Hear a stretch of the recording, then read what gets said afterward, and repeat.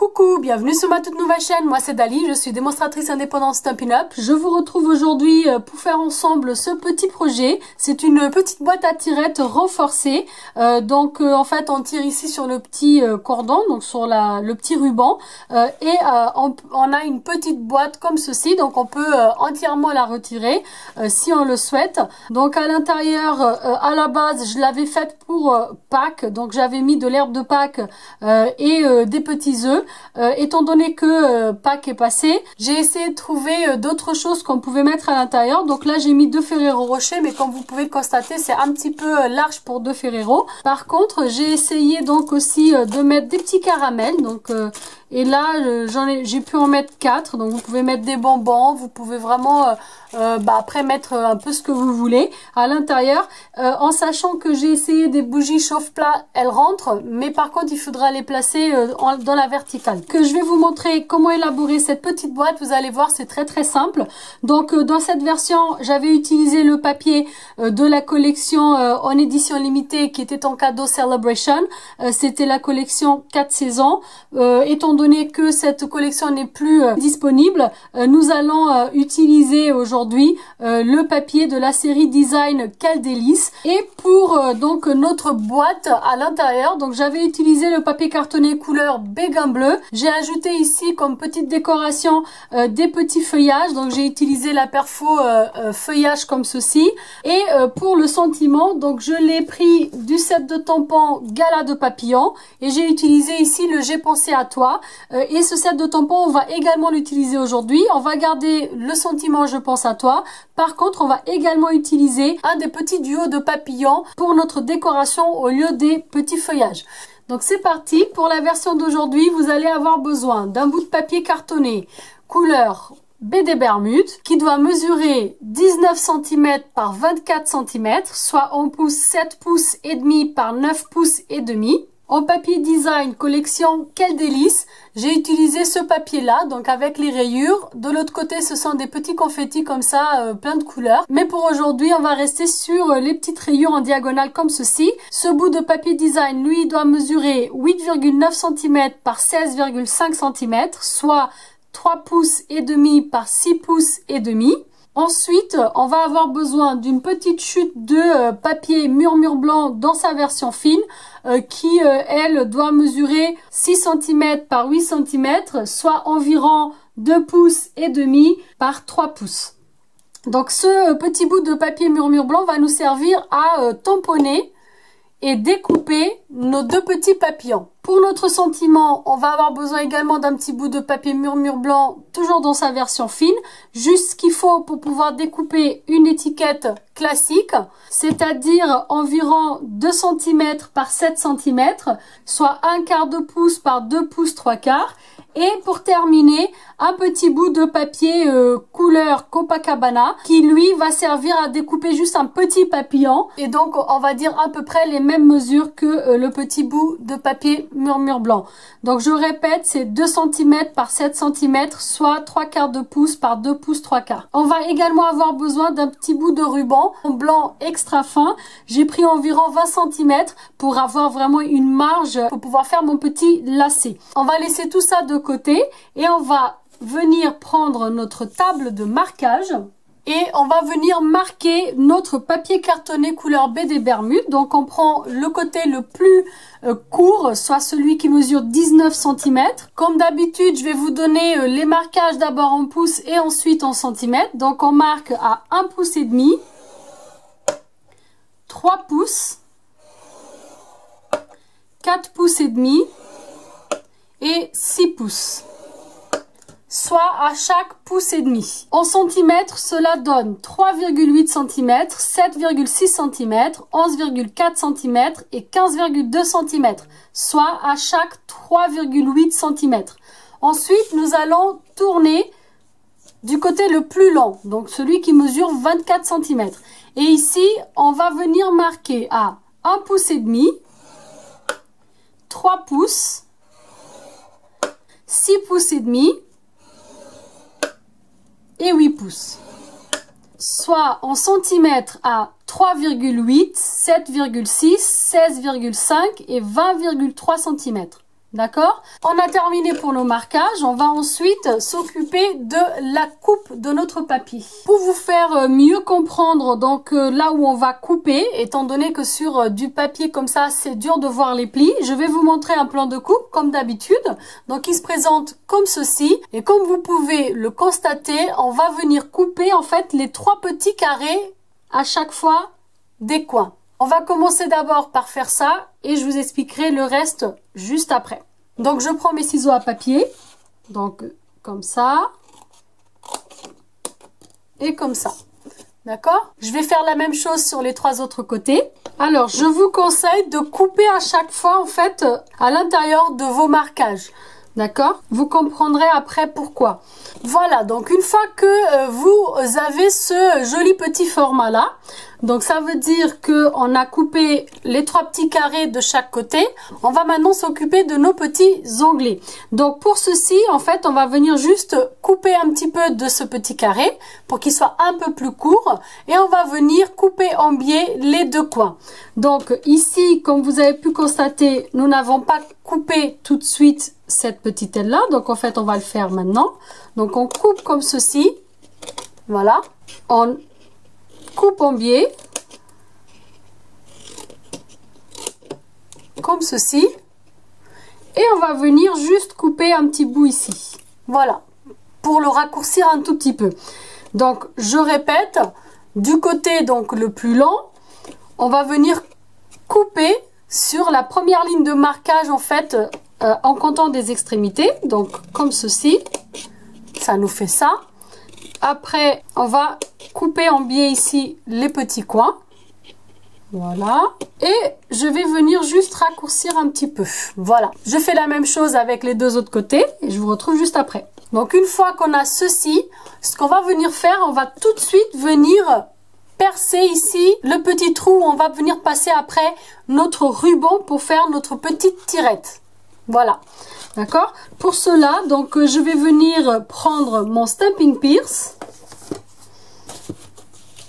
Je vais voir où est le milieu. Donc pour cela, je prends un crayon et une petite règle. Je fais juste un petit trait comme ça. Voilà, je fais la même chose en joignant à chaque fois les 2 diagonales. Et là, j'ai retrouvé mon milieu. Vous voyez?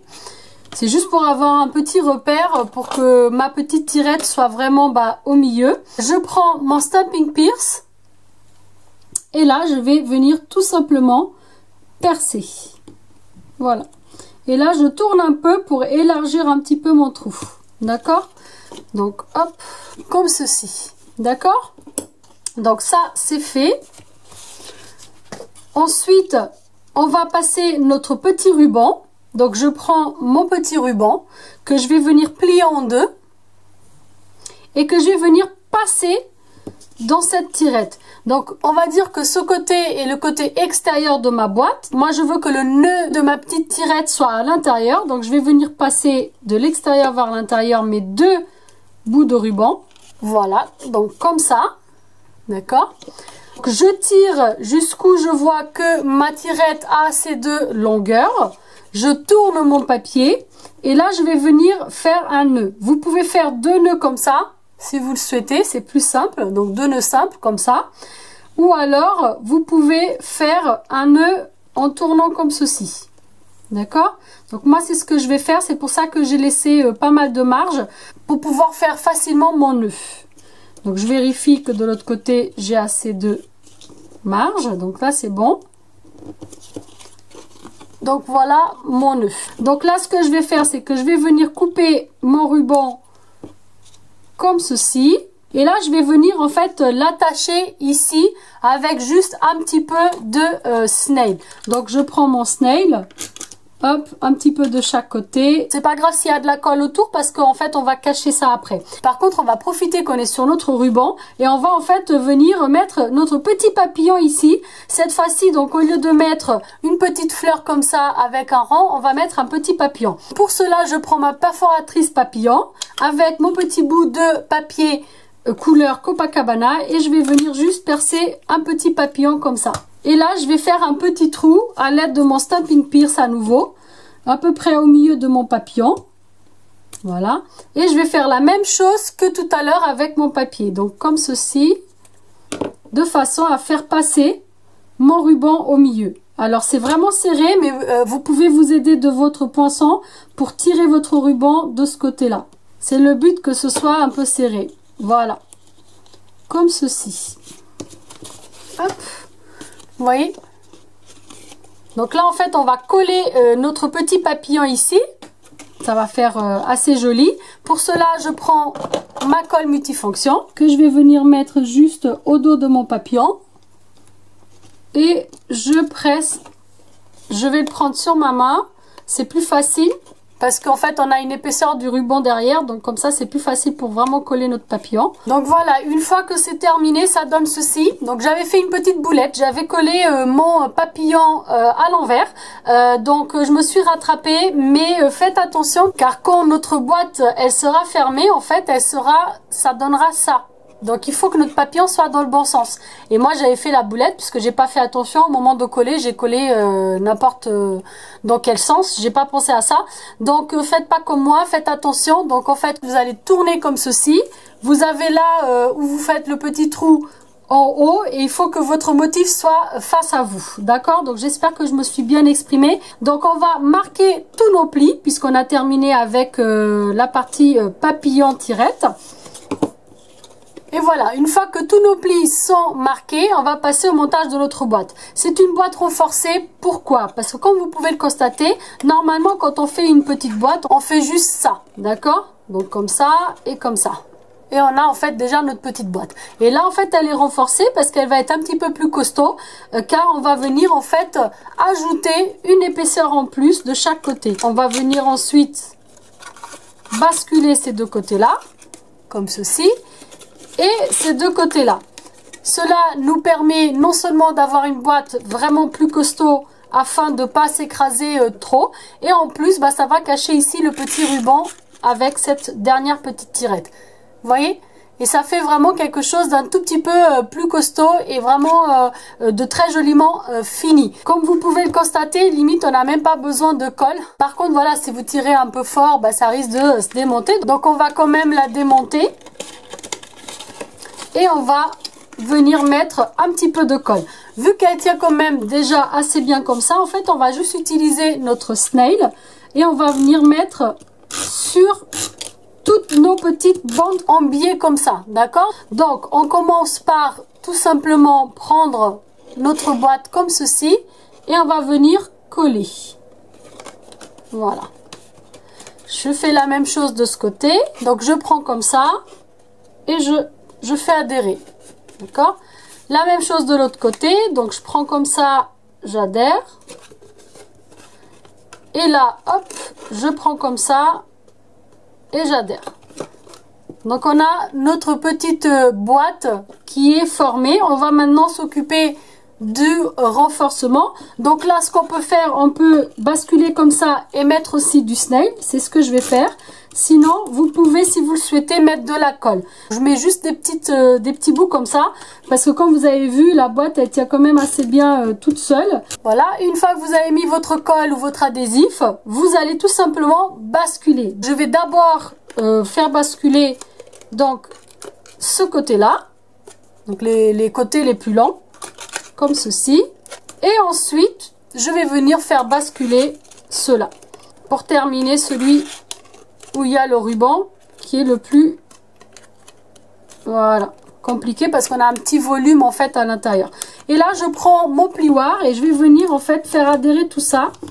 Et notre petite boîte renforcée est terminée. Vous voyez, c'est super mignon ici avec le petit papillon. Moi, j'aime bien. On va prendre notre papier design afin de faire donc la partie extérieure qui va venir couvrir donc notre petite boîte. Donc moi, j'ai choisi volontairement de ne pas marquer mes plis avant. Ce qu'on va faire, c'est qu'on va venir positionner notre papier design comme ceci, un peu plus que le milieu, comme ça. Je vais venir marquer comme ceci avec ma main. Voilà. Je continue en tournant ma boîte. Je marque ici. Je continue en marquant ici. Et pour terminer, ici. D'accord? Donc là, je retire et je marque mes plis. Vous joignez de façon à ce que ce soit droit ici sur les extrémités. Vous marquez. Je joins de façon à ce que ce soit droit. Je marque. Moi, j'ai trouvé que c'était plus simple de le faire de cette façon. J'en ai fait plusieurs de petites boîtes dans ce genre et vraiment c'est la façon la plus simple, d'accord?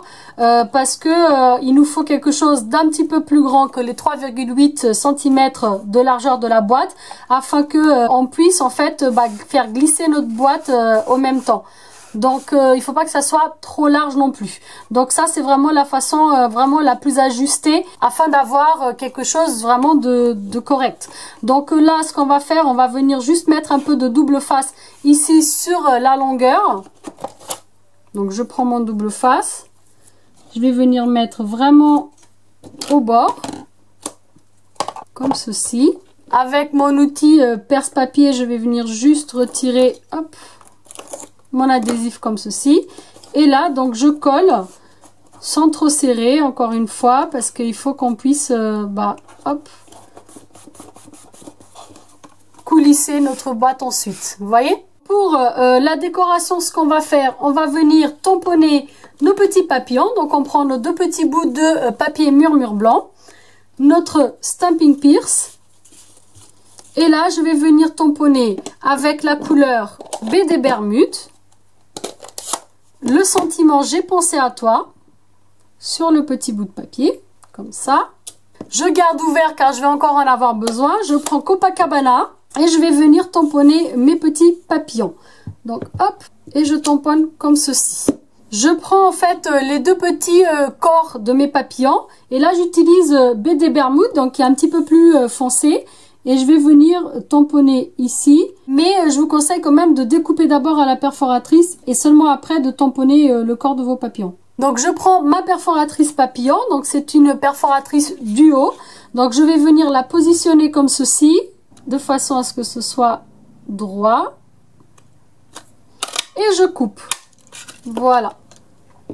Alors cette perforatrice a été un gros succès. Donc elle a été pratiquement pendant toute la période du catalogue printemps-été en rupture de stock. La bonne nouvelle, c'est que vous la retrouverez également dans le prochain catalogue. Donc ne soyez pas inquiète si vraiment vous la vouliez, qu'elle était dans votre liste de souhaits, vous pourrez l'obtenir après également. Je prends ma perforatrice étiquette classique et je viens couper mon sentiment j'ai pensé à toi. Et en fait, je vais faire un peu comme une petite fléchette, vous voyez. Donc, je vais prendre le début de ma phrase ici, ce côté-là. Je vais le positionner ici sur ma perforatrice, comme ça. D'accord? Et je vais couper le petit bout comme ceci. D'accord? Voilà. Donc, on n'a plus besoin des perforatrices. On a tous les éléments, on va juste prendre des Stamping Dimensionals. Moi j'ai en fait des petits restes comme ça de Stamping Dimensionals, donc je vais utiliser en fait ce qui est autour pour coller mes sentiments. Donc je prends, j'ai pensé à toi, j'ai ici ce petit bout là, je vais le coller comme ceci, voilà. Et les petits papillons, donc je vais juste en fait prendre les petites ailes comme ça. Donc je mets mon doigt ici au bout du corps du papillon et je relève un peu les ailes du papillon. Je fais la même chose avec le petit. Voilà. Et du coup, vous voyez ici, en fait, j'ai de la place pour mettre un petit Stamping Dimensionals. Donc là, ce que je vais faire, c'est que je vais venir juste prendre un comme ça, que je vais venir couper dans sa longueur. Voilà, comme ça. Donc je vais utiliser le plus grand pour le plus gros papillon et le plus petit pour le petit. Je prends ma petite boîte et là je vais venir hop, voir comment je veux les positionner. Donc moi j'ai envie de mettre peut-être un comme ça et un comme ça, ou les deux du même côté. Gros papillon, petit papillon. Peut-être comme ça. Hein? Voilà, on va faire comme ça. Donc je colle d'abord mon sentiment. Et là, je prends mes papillons, je vais mettre un ici, comme ça, et le petit ici. Voilà. D'accord? Donc ça donne ça. J'ai envie d'embellir un petit peu, donc je vais prendre ici les cristals du Rhin. Et je vais venir avec mon outil touche à tout récupérer ici des petits cristaux. Je vais en mettre un ici à la fin de mon sentiment. Et là en fait ce que vous pouvez faire, c'est que vous pouvez retirer ça pour venir en fait faire adhérer votre petit papillon comme ceci en passant votre main à l'intérieur, d'accord? Et on va mettre un peut-être au milieu du papillon, voilà. Et voilà, notre petite boîte à tirettes donc est terminée, donc ça donne ceci. Voilà. Donc ici, je vais mettre des petites bougies chauffe-plat pour vous montrer en fait comment vous pouvez les rentrer. Donc en fait, vous pouvez prendre des petites bougies. Et là, vous voyez, en fait, on peut en mettre 4, mais comme ça, dans ce sens. Et c'est pareil, c'est un petit peu trop gros parce que c'était pas fait pour ça.